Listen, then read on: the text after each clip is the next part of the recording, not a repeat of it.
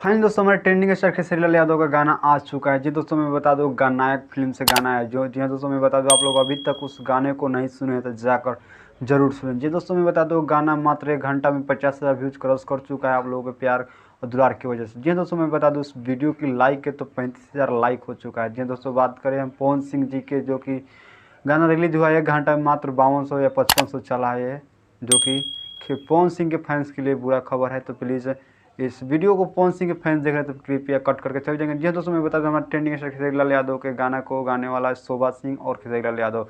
इस गाने को लिखने वाले हैं जी हाँ दोस्तों पवन पांडे जी, जो कि राइटर हैं बहुत अच्छे सुपर डुपर हिट। जी हाँ दोस्तों मिलते हैं नेक्स्ट वीडियो के बाद, तब तक के लिए बाय बाय।